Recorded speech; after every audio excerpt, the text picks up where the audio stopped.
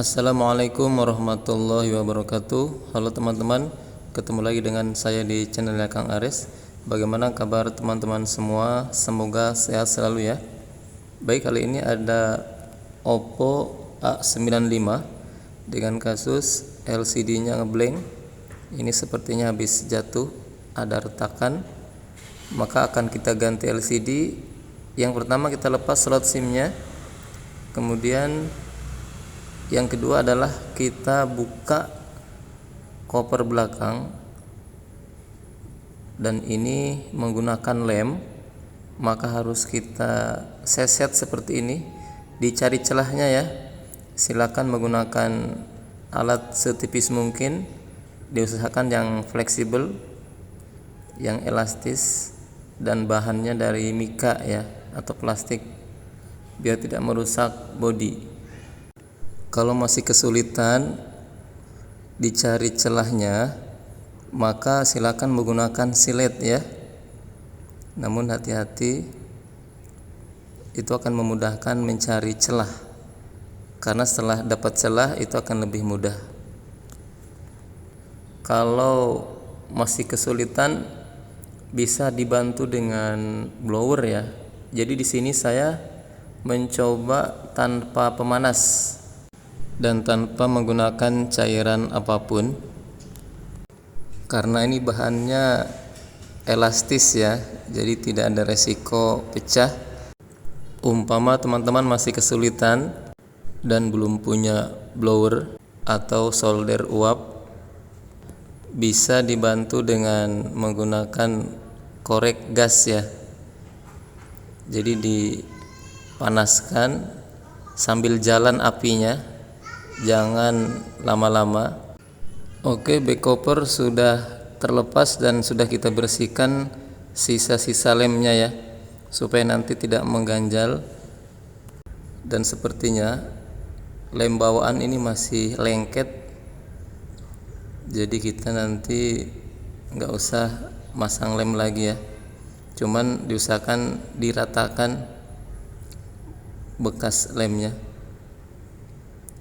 Selanjutnya, kita lepas tutup kamera, karena baut ada di bawah tutup ini ya, di sampingnya. Selanjutnya kita lepas semua baut-bautnya, sekitar ada 10 baut, dan HP ini belum pernah dibongkar karena masih ada segel di bautnya. Oke, bagian atas sudah selesai. Sekarang yang bawah ada 10 juga ya, namun yang 2 di tengah itu bisa belakangan atau bisa sekaligus ya, karena itu terpisah. Sekarang kita lepas dulu kerangkanya atau penutup mesin. Nah, untuk 2 baut yang di bawah itu bautnya speaker ya. Nah, ini fleksibel LCD ada di bawah untuk tipe ini. Kita lepas speaker buzzernya. Oke. Nah, di sini ada soket fingerprint ya, ada di layar. Kemudian ini jalur LCD dan jalur charger. Kita lepaskan dulu semuanya, karena di bawah papan ini ada karet pengunci LCD ya, karet pengunci fleksibel LCD.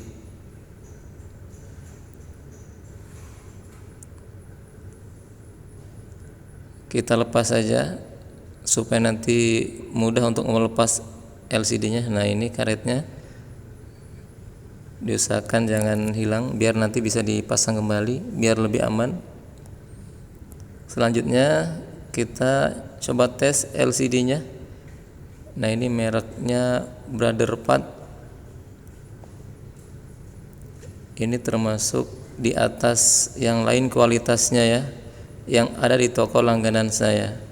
Harganya pun lebih tinggi. Dipasang ulang untuk papan bawahnya. Nah, di sini tinggal menghubungkan saja ya soket LCD. Soket baterai jangan lupa pasang. Oke, sepertinya aman, namun kita pastikan sampai masuk menu ya. Oke, saya percepat videonya ya. Kita tes untuk sensitivitasnya. Oke, aman ya. Selanjutnya kita lepas kembali. Kemudian tahap selanjutnya adalah membongkar atau melepas LCD bawaan. Ini juga pekerjaan yang lumayan, apalagi tanpa blower pemanas ya. Untuk mengawali saya gunakan kaleng bekas lapisan LCD.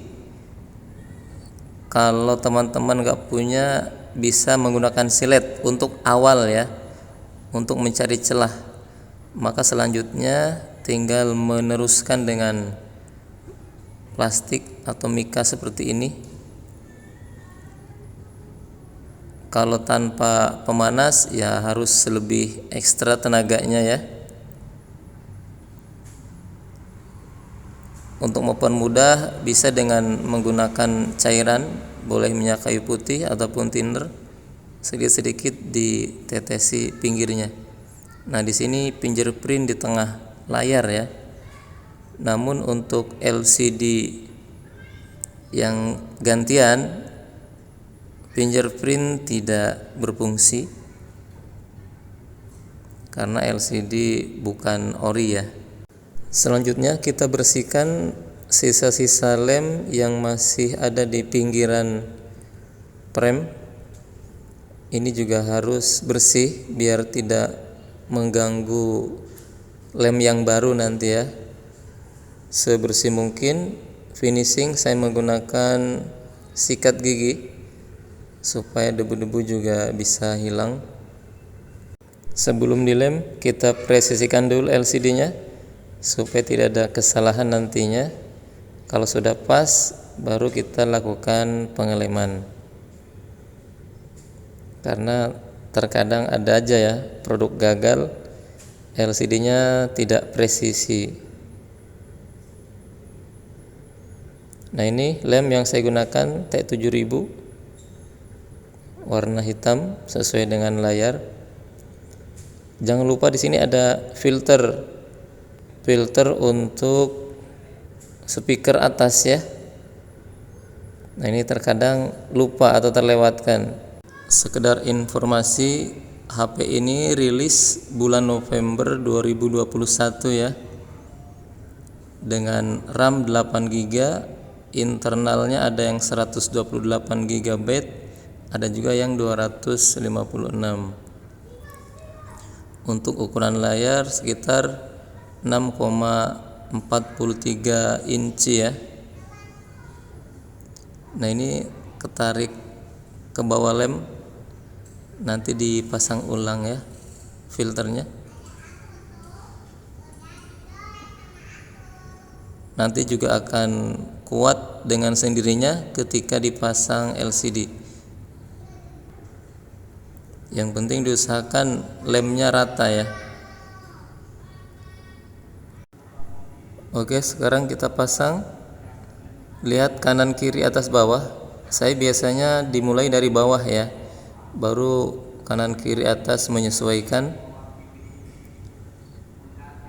sambil dipijit-pijit pinggirnya, dipresisikan. Nah, ini plastik lapisannya melebihi batas, jadi dilepas saja ya biar tidak mengganggu. Kalau ada lem yang keluar, langsung diusap saja ya. Selanjutnya saya ikat menggunakan karet untuk proses pengeringan, dan ini lebih mudah, praktis, dan lebih aman juga. Saya biarkan biasanya kurang lebih 1 jam biar maksimal, lebih lama juga lebih bagus.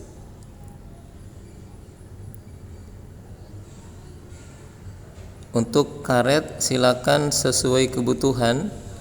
Saya biasanya antara 5 sampai 6 ya untuk HP yang lebih panjang.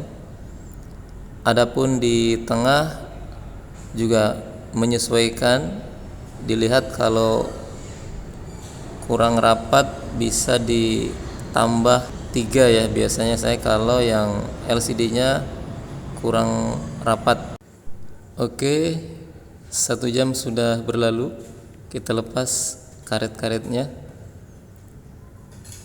Setelah dilepas, kita tes ulang ya.